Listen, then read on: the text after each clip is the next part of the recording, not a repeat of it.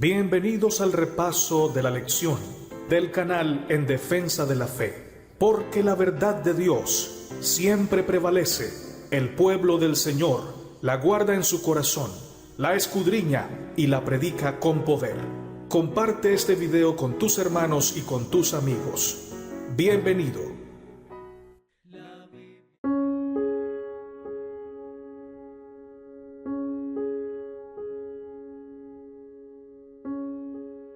Lección número 12. Para el 23 de junio del 2018. Babilonia y el Armagedón. Sábado 16 de junio. Para memorizar. Y en su frente un nombre escrito, un misterio, Babilonia la Grande, la madre de las rameras y de las abominaciones de la tierra. Apocalipsis 17:5. El libro de Apocalipsis, como ya hemos observado, está lleno de imágenes y lenguaje tomado directamente del Antiguo Testamento. Por ejemplo, el nombre Babilonia, el cual aparece 6 veces en el Apocalipsis. Pero en el Apocalipsis, Babilonia no se trata del antiguo reino del rey Nabucodonosor. Este reino pasó por la historia mundial cientos de años antes. Y en el Apocalipsis, Juan está usando imágenes del Antiguo Testamento para expresar una verdad. En este caso, Babilonia es un poder político y religioso que oprime al pueblo de Dios. Babilonia describe ahora a los poderes religiosos y políticos masivos que tratarán de oprimir y perseguir al pueblo de Dios en los últimos días. Algo similar ocurre en el Apocalipsis con la palabra Armagedón. Esta palabra solo aparece en el libro de Apocalipsis. Sin embargo, se basa en una frase hebrea que posiblemente signifique monte de Megido. Esta es una referencia a un lugar literal en el antiguo pueblo de Israel. Existe mucha especulación sobre el Armagedón. Muchos esperan que se libre una batalla militar masiva allí en Megido, cerca del fin del mundo. En la lección de esta semana, con la ayuda de Dios, nos centraremos en Babilonia y el Armagedón, y trataremos de aprender qué es lo que nos está diciendo la Biblia a través de estas imágenes. Domingo 17 de junio. El vino de la ira de Dios. Leamos Apocalipsis 14:8, Apocalipsis 16:19, Apocalipsis 17:5 y Apocalipsis 18:2, 10 y 21. Estas son las 6 referencias en el libro de Apocalipsis sobre Babilonia. Teniendo en cuenta la historia de Babilonia, según se registra en el Antiguo Testamento, ¿qué nos enseñan estos versículos acerca de Babilonia en el contexto de los acontecimientos de los últimos días? Apocalipsis 14:8 dice: Otro ángel le siguió diciendo: ha caído Babilonia, la gran ciudad, porque ha hecho beber a todas las naciones del vino del furor de su fornicación. Apocalipsis 16:19. Y la gran ciudad fue dividida en 3 partes, y las ciudades de las naciones cayeron, y la gran Babilonia vino en memoria delante de Dios, para darle el cáliz del vino del ardor de su ira. Apocalipsis 17:5. Y en su frente un nombre escrito, un misterio, Babilonia la Grande, la madre de las rameras y de las abominaciones de la tierra. Apocalipsis capítulo 18, versos 2, 10 y 21. Y clamó con voz potente, diciendo: ha caído la gran Babilonia, y se ha hecho habitación de demonios y guarida de todo espíritu inmundo, y albergue de toda ave inmunda y aborrecible. Parándose lejos por el temor de su tormento, diciendo: ¡ay! ¡Ay de la gran ciudad de Babilonia, la ciudad fuerte! Porque en una hora vino tu juicio, y un ángel poderoso tomó una piedra, como una gran piedra de molino, y la arrojó en el mar, diciendo: con el mismo ímpetu será derribada Babilonia, la gran ciudad, y nunca más será hallada.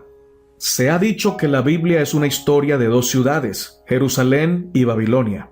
Mientras que Jerusalén representa a la ciudad de Dios y al pueblo del pacto en la Biblia, para constatarlo podemos leer Salmo 102:21 Isaías 52:9, Isaías 65:19, Apocalipsis 3:12. Por otro lado, Babilonia simboliza la opresión, la violencia, la religión falsa, la rebelión abierta contra Dios, el engaño, la suficiencia propia. Piensa, por ejemplo, en la Torre de Babel. Génesis 11:9. La palabra hebrea para Babel es la misma palabra para el reino de Babilonia. En 1 de Pedro 5:13, Pedro envía saludos desde la iglesia de Babilonia. Esto generalmente se entiende como la misma Roma que pronto iba a oprimir a la iglesia. Los apóstoles y la iglesia primitiva no entendían la palabra Babilonia como ruinas del antiguo reino situado actualmente en Irak. Este es un apelativo muy interesante en función del libro de Apocalipsis y el papel de Roma según se presenta allí. En otras palabras, el apóstol Pedro sabía que Babilonia era Roma. El apóstol Juan sabía que Babilonia es Roma. Y nosotros hoy sabemos que Babilonia es el gran sistema falso religioso liderado por el papado y apoyado por la mayoría de iglesias protestantes que hoy rechazan la Biblia, los 10 mandamientos, el Santo Sábado y aceptan la autoridad papal. Leamos Apocalipsis 14:8 y Apocalipsis 18:3 y planteémonos la siguiente pregunta. ¿Qué revelan estos versículos sobre la influencia malévola de Babilonia sobre el mundo y sobre el pueblo de Dios? No cabe duda de que el poder que Babilonia representa, según se describe en el libro de Apocalipsis, es sumamente corrupto, y esta influencia corruptora se extiende por todo el mundo en mayor o menor grado. La frase «el vino del furor de su fornicación», Apocalipsis 14:8, evidentemente es una referencia a la falsa doctrina, a la falsa enseñanza, a las prácticas corruptas y a las consecuencias finales. Babilonia es una fuerza para el mal que se ha extendido a todas las naciones. Apocalipsis 18:3. Por lo tanto, todos tienen que tener cuidado de no corromperse también. Miremos a nuestro alrededor en el mundo actual. ¡Cuánta corrupción! ¡Cuánta confusión! ¡Cuánta opresión! ¿Qué debería enseñarnos esto sobre nuestra necesidad de estar arraigados en Jesús y en su palabra? Piensa esta pregunta con oración, medítala y luego compártela con tus amigos y tus familiares y el sábado en tu clase. Lunes 18 de junio. Ha caído Babilonia. Aunque la influencia de Babilonia en el mundo haya sido tan corrupta y amplia, el libro de Apocalipsis señala que un día todo esto va a terminar. Leamos Apocalipsis 18, 1 al 10. ¿Qué nos dicen estos versículos acerca de Babilonia la Grande? Dice Apocalipsis 18, 1 al 10.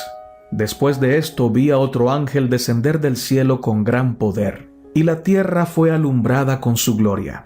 Y clamó con voz potente, diciendo: ha caído la gran Babilonia, y se ha hecho habitación de demonios, y guarida de todo espíritu inmundo, y albergue de toda ave inmunda y aborrecible. Porque todas las naciones han bebido del vino del furor de su fornicación, y los reyes de la tierra han fornicado con ella, y los mercaderes de la tierra se han enriquecido de la potencia de sus deleites.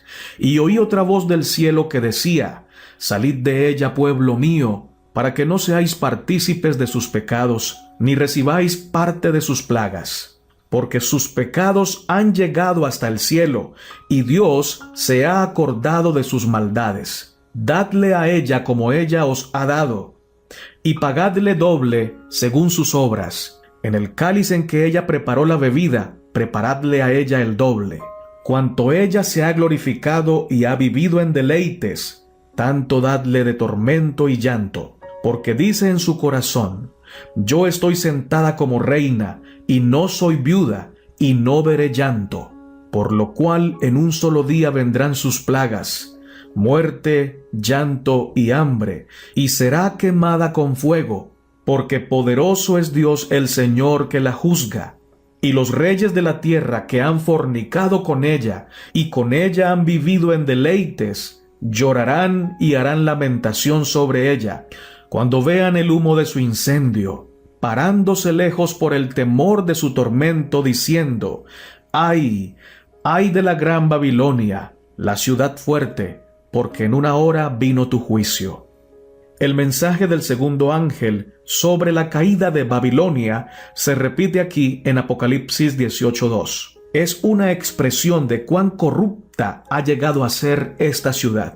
La Biblia declara que antes de la venida del Señor, Satanás obrará con todo poder, con señales y con maravillas mentirosas, y con todo el artificio de la injusticia, y que todos aquellos que no admitieron el amor de la verdad para ser salvos, serán dejados para que reciban la eficaz operación de error, a fin de que crean a la mentira. Segunda de Tesalonicenses 2, 9 al 11. La caída de Babilonia no será completa sino cuando la iglesia se encuentre en este estado y la unión de la iglesia con el mundo se haya consumado en toda la cristiandad. El cambio es progresivo y el cumplimiento perfecto de Apocalipsis 14:8 está aún reservado para lo porvenir. Conflicto de los Siglos, capítulo 2, página 386. Si ese cumplimiento perfecto ha llegado, solo Dios lo sabe. Pero lo que sí sabemos es que, de acuerdo con estos versículos, la Babilonia espiritual un día enfrentará el juicio de Dios debido a su gran mal, porque sus pecados han llegado hasta el cielo y Dios se ha acordado de sus maldades. Apocalipsis 18:5. Esta expresión también refleja el lenguaje del Antiguo Testamento sobre la antigua Babilonia. Puedes constatarlo en Jeremías 51:9. Esto significa que sin duda llegará la hora del juicio para Babilonia. Este juicio venidero, por supuesto, no debería ser algo sorprendente. Al fin y al cabo, la Babilonia de antaño fue juzgada. Ver Daniel 5. La Biblia deja muy claro en varios lugares que un día todos tendrán que responder por sus actos, incluso Babilonia. Qué reconfortante es saber que, como cristianos, tenemos un intercesor que nos va a defender en ese juicio. Primera de Juan 2:1, Daniel 7:22. De lo contrario, nuestro destino podría ser no mucho mejor que el destino de Babilonia.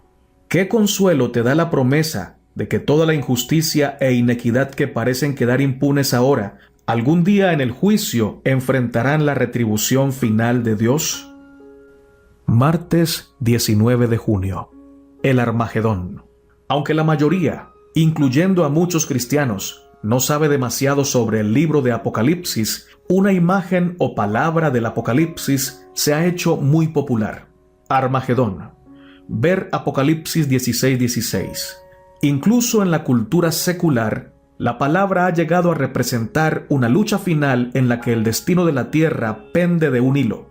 Hollywood produjo una película llamada El Armagedón, sobre un asteroide gigante preparado para destruir el planeta.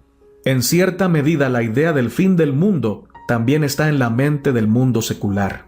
Muchos cristianos que conocen bien el libro de Apocalipsis y creen que es palabra de Dios, consideran que la batalla del Armagedón será un conflicto militar literal en Medio Oriente cerca del fin del mundo, es decir, en los últimos tiempos. Una de estas versiones o interpretaciones sostiene que un ejército de 200 millones de hombres procedentes de Asia arrasará el norte de Israel. Otros se centran exclusivamente en los diversos conflictos militares y políticos en esa parte del mundo que a su entender prepararán el escenario para la última batalla militar del Armagedón en la zona de Megiddo. Sin embargo, la Biblia da una imagen totalmente diferente.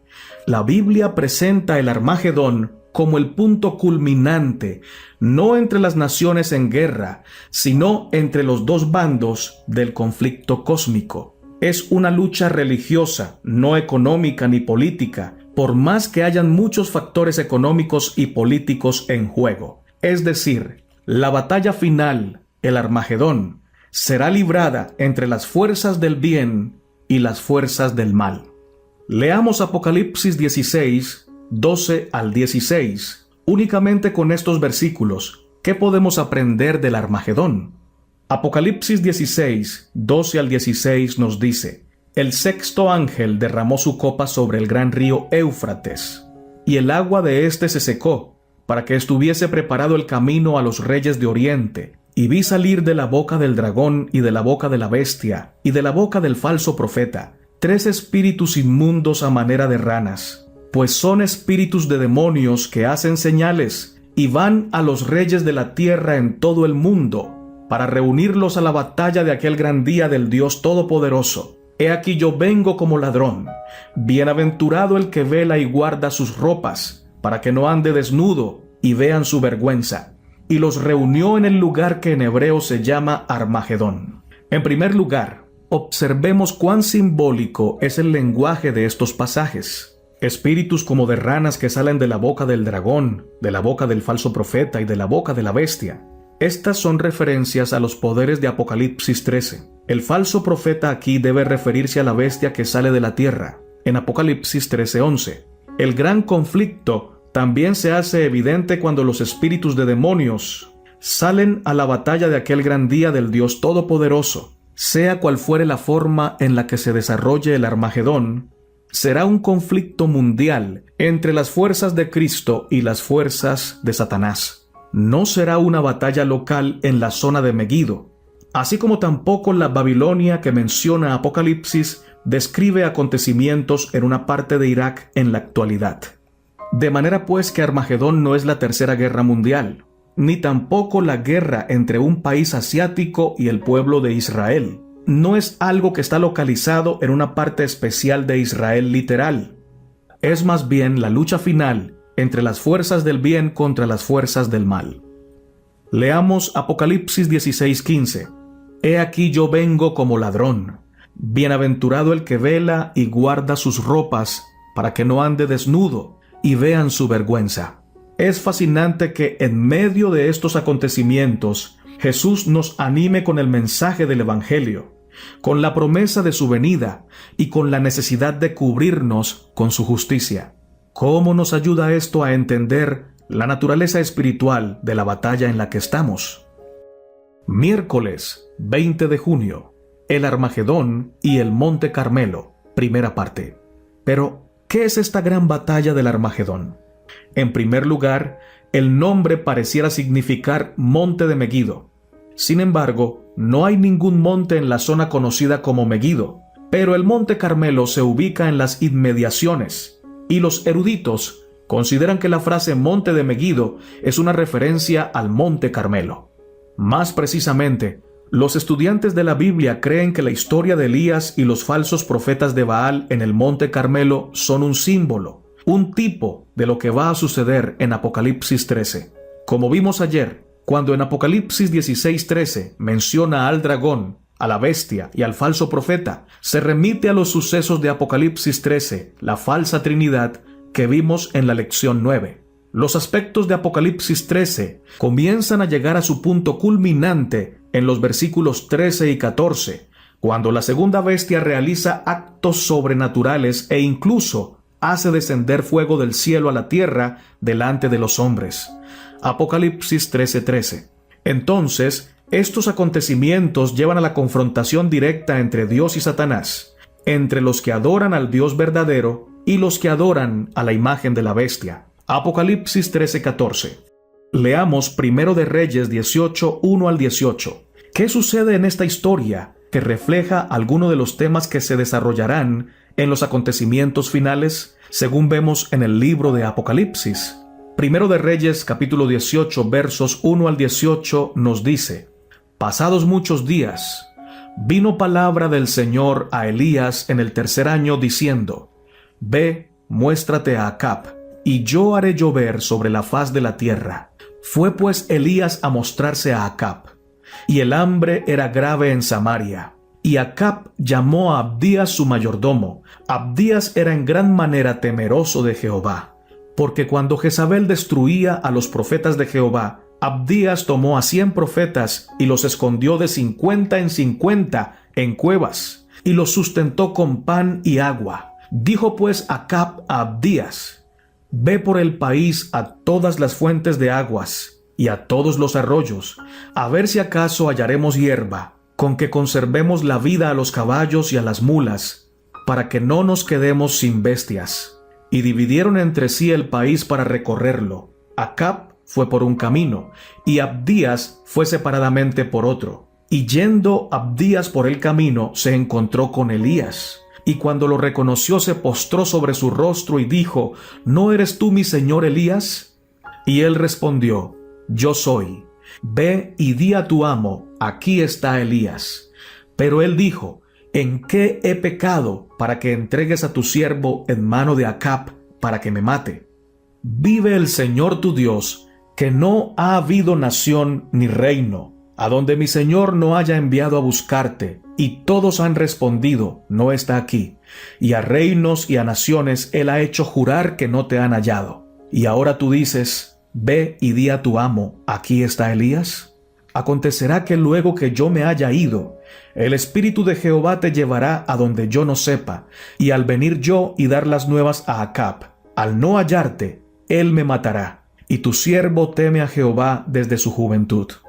¿No ha sido dicho a mi señor lo que hice, cuando Jezabel mataba a los profetas de Jehová, que escondía 100 varones de los profetas de Jehová de 50 en 50 en cuevas, y los mantuve con pan y agua? Y ahora dices tú: ve y di a tu amo: aquí está Elías, para que él me mate. Y le dijo Elías: vive el Señor de los ejércitos, en cuya presencia estoy, que hoy me mostraré a él. Entonces Abdías fue a encontrarse con Acab, y le dio aviso, y Acab vino a encontrarse con Elías. Y cuando Acab vio a Elías, le dijo: ¿eres tú el que perturbas a Israel? Y él respondió: yo no he turbado a Israel, sino tú y la casa de tu padre, dejando los mandamientos del Señor y siguiendo a los Baales. En muchos sentidos, lo que vemos aquí es un retrato del gran conflicto. Elías expone el asunto con mucha claridad en el versículo 18. El pueblo abandonó la ley de Dios y adora y sigue a dioses falsos. ¿Acaso no ha sido siempre este el problema, independientemente de las innumerables formas en que este mal se ha manifestado a lo largo de la historia? Adoramos a aquel que hizo el cielo y la tierra, el mar y las fuentes de las aguas. Apocalipsis 14:7. O adoramos a otra persona o cosa. En el caso de Apocalipsis 13 y los acontecimientos que allí se desarrollan, en lugar de adorar al Señor, la gente adora a la bestia y a su imagen. No hay término medio. ¿Estamos del lado de Dios o estamos del lado de Satanás? Dios nos libre. Espero que tú, mi hermano y mi hermana que estás escuchando este mensaje, puedas estar siempre del lado del Señor. Esa es la importancia de las cuestiones en juego ahora y especialmente en la batalla del Armagedón, en la que, como veremos en la historia del Monte Carmelo, la distinción se hace muy clara. Jueves 21 de junio. El Armagedón y el Monte Carmelo, segunda parte. Leamos el primer libro de Reyes, capítulo 18, versos 18 al 40. Hagámonos la siguiente pregunta: ¿qué sucede? ¿Cómo termina la historia? ¿Y cómo refleja esta historia lo que va a suceder, pero a gran escala, cuando el gran conflicto llegue a su punto culminante en el tiempo del fin? El primer libro de Reyes, capítulo 18, versos 18 al 40, nos dice: y él respondió: yo no he turbado a Israel, sino tú y la casa de tu padre, dejando los mandamientos de Jehová y siguiendo a los Baales.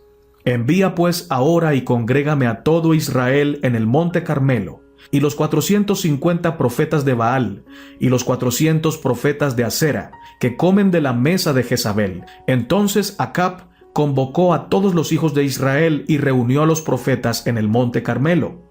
Y acercándose Elías a todo el pueblo, dijo: ¿hasta cuándo claudicaréis entre dos pensamientos? Si Jehová es Dios, seguidle, y si Baal, id en pos de él. Y el pueblo no respondió palabra. Elías volvió a decir al pueblo: solo yo he quedado profeta de Jehová, mas de los profetas de Baal hay 450 hombres. Dénsenos pues 2 bueyes, y escojan ellos uno, y córtenlo en pedazos, y pónganlo sobre la leña, pero no pongan fuego debajo. Y yo prepararé el otro buey, y lo pondré sobre la leña, y ningún fuego pondré debajo. invocad luego vosotros el nombre de vuestro Dios, y yo invocaré el nombre de Jehová. Y el Dios que respondiere por medio del fuego, ese sea Dios. Y todo el pueblo respondió diciendo, bien dicho. Entonces Elías dijo a los profetas de Baal, escogeos un buey, preparadlo vosotros primero, pues que sois los más, e invocad el nombre de vuestros dioses, mas no pongáis fuego debajo. Y ellos tomaron el buey que les fue dado y lo prepararon, e invocaron el nombre de Baal desde la mañana hasta el mediodía, diciendo, Baal, respóndenos. Pero no había voz ni quien respondiese. Entretanto, ellos andaban saltando cerca del altar que habían hecho. Y aconteció al mediodía que Elías se burlaba de ellos, diciendo, gritad en voz alta, porque ¿qué Dios es? Quizá está meditando, o tiene algún trabajo, o va de camino, tal vez duerme y hay que despertarle. Y ellos clamaban a grandes voces, y se sajaban con cuchillos y con lancetas conforme a su costumbre, hasta chorrear la sangre sobre ellos. Pasó el mediodía, y ellos siguieron gritando frenéticamente hasta la hora de ofrecerse el sacrificio. Pero no hubo ninguna voz, ni quien respondiese, ni escuchase. Entonces dijo Elías a todo el pueblo, acercaos a mí. Y todo el pueblo se le acercó. Y él arregló el altar de Jehová que estaba arruinado. Y tomando Elías 12 piedras, conforme al número de las tribus de los hijos de Jacob, al cual había sido dada palabra de Jehová diciendo, Israel será tu nombre, edificó con las piedras un altar en el nombre de Jehová. Después hizo una zanja alrededor del altar, en que cupieran 2 medidas de grano. Preparó luego la leña y cortó el buey en pedazos y lo puso sobre la leña. Y dijo, llenad 4 cántaros de agua y derramadla sobre el holocausto y sobre la leña. Y dijo, hacedlo otra vez, y otra vez lo hicieron. Dijo aún, hacedlo la tercera vez, y lo hicieron la tercera vez. De manera que el agua corría alrededor del altar, y también se había llenado de agua la zanja. Cuando llegó la hora de ofrecerse el holocausto, se acercó el profeta Elías y dijo, Jehová, Dios de Abraham, de Isaac y de Israel, sea hoy manifiesto que tú eres Dios en Israel, y que yo soy tu siervo, y que por mandato tuyo he hecho todas estas cosas. Respóndeme, Jehová, respóndeme, para que conozca este pueblo que tú, oh Jehová, eres el Dios, y que tú vuelves a ti el corazón de ellos. Entonces cayó fuego de Jehová y consumió el holocausto, la leña, las piedras y el polvo, y aún lamió el agua que estaba en la zanja. Viéndolo todo el pueblo se postraron y dijeron, Jehová es el Dios, Jehová es el Dios. Entonces Elías les dijo, prended a los profetas de Baal, para que no escape ninguno. Y ellos los prendieron, y los llevó Elías al arroyo de Cisón, y allí los degolló. La batalla del monte Carmelo fue entre un profeta de Dios llamado Elías y centenares de sacerdotes de Baal. Observa que el mal superaba en número al bien. Fue una prueba para demostrar quién es el verdadero Dios, si el Dios que creó los cielos y la tierra, o Baal, solo otra manifestación del dragón y otro medio por el que procura engañar al mundo. Apocalipsis 12:9. Los falsos profetas o sacerdotes de Baal oraron a Baal para que él enviara fuego y quemara su sacrificio de toros. Gritaron desde la mañana hasta el mediodía. Gritad en voz alta, se burlaba Elías. Quizá duerme. Estos falsos profetas, sacerdotes de Baal, actuaron con frenesí. Se cortaban con cuchillos hasta que la sangre fluía libremente. Cansados y agotados, por fin se dieron por vencidos, justo a la hora del sacrificio vespertino. Empaparon 3 veces el sacrificio de Elías, y el agua rebosaba de las zanjas. Elías elevó una sencilla oración al Señor. Dios instantáneamente quemó todo, incluyendo el altar de piedra y el suelo de abajo. El poder del verdadero Dios, en contraste con Baal, era ahora inconfundible. Todo porque un siervo de Dios eligió ponerse de parte de la justicia, aún a riesgo de su vida. no quiere decir que no habían otras personas fieles a Dios. Lo que sí quiere decir es que estos fieles tenían miedo por su vida. Temían, estaban escondidos. Cuando Elías habla en el Monte Carmelo, pregunta si había alguien más por parte de Jehová. Sin embargo, nadie dio un paso al frente.